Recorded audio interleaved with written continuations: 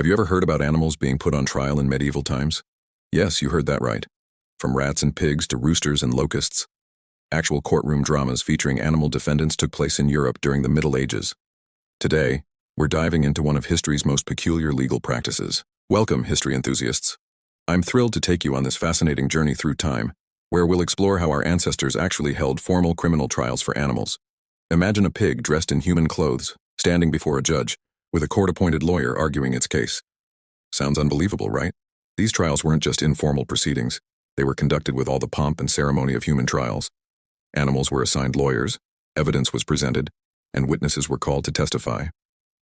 In 1457, a sow and her piglets were put on trial in Savigny, France, for allegedly killing and eating a 5-year-old child. The mother pig was found guilty and sentenced to death, while her piglets received a pardon due to their youth and their mother's bad influence. But it wasn't just domestic animals facing justice. In 1545, beetles were put on trial in Saint-Jean-de-Maurienne for destroying crops. The insects were summoned to court through official documents, and when they failed to appear, they were tried in absentia. Their defense lawyer argued that as God's creatures, they had a right to eat what they needed to survive. These trials reflected medieval society's attempt to make sense of their world through legal frameworks. They believed that all of God's creatures were subject to the same moral and legal standards as humans. The proceedings weren't meant to be comedic. They were deadly serious affairs that could end in public executions for the animal defendants.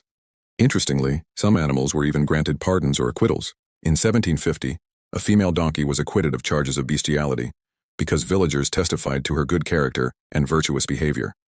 The court accepted character witnesses just as they would in human trials.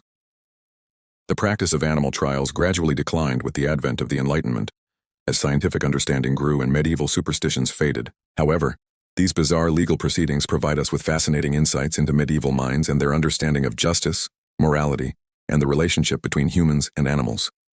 Today, while we might find these trials amusing or absurd, they remind us of how far our legal systems have evolved, and how different societies throughout history have attempted to maintain order and justice in their own unique ways.